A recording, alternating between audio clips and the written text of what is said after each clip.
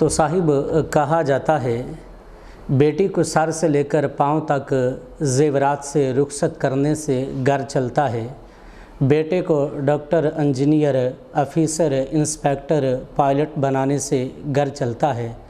ہاں یہ سب کچھ ہے تو صاحب یہ خوش بختی ہے، لیکن اس سے گھر نہیں چلتا۔ گھر تو دل کے اخلاص سے چلتا ہے۔ گھر دلوں سے آباد ہوتے ہیں۔ وہ گھر آباد ہے جس گھر کے اندر اخلاص کی دولت ہے، چاہے وہ ٹوٹی جھونپڑی کیوں نہیں۔ وہ گھر برباد ہے جس گھر کے اندر اخلاص کی دولت نہیں، چاہے وہ عالی نسب بنگلہ کیوں نہیں۔ تو صاحب اس گھر کے اندر دن رات روشنیاں ہے جس گھر کے اندر اخلاص کی دولت ہے، چاہے گھر کا دیا بھی نہ جلتا ہو۔ وہ گھر کے اندر اندھیرے ہی اندھیرے ہے جس گھر کے اندر اخلاص کی دولت نہیں، چاہے دن رات کمکمے کیوں نہ جل رہے ہوں۔ تو صاحب دیکھیے، اخلاص کی دولت ہوتی ہے نا تو کانٹے دار جھاڑیاں بھی پھولوں کی سیج بن جاتی ہے۔ اگر اخلاص کی دولت نہیں، پھولوں والی سیج بھی کانٹے دار جھاڑیاں بن جاتی ہے۔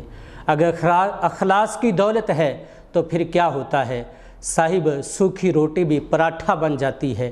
اگر اخلاص کی دولت نہیں، 5 اسٹار ہوٹلوں کے کھانے بھی دسترخوان پہ لگا دیے جائیں تو وہ بھی انگارے بن جاتے ہیں۔ بیٹی جوان ہوتی ہے، ماں کیا کہتی ہے؟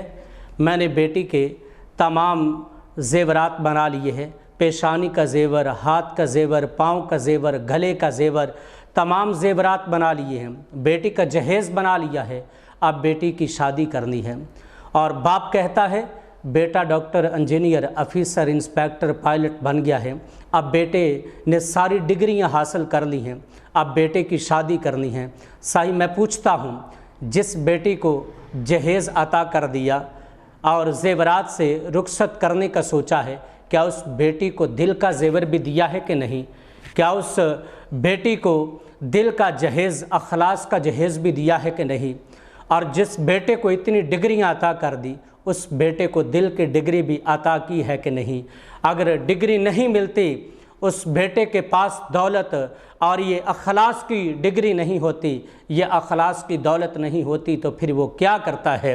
اس اپنی بیوی کو اپنے پاؤں کے نیچے یوں مسل دیتا ہے جس طرح کسی ناکام چیز کو مسل کے رکھ دیا جاتا ہے، اور کہا جاتا ہے تیرے پاس تو کوئی وفا نہیں ہے۔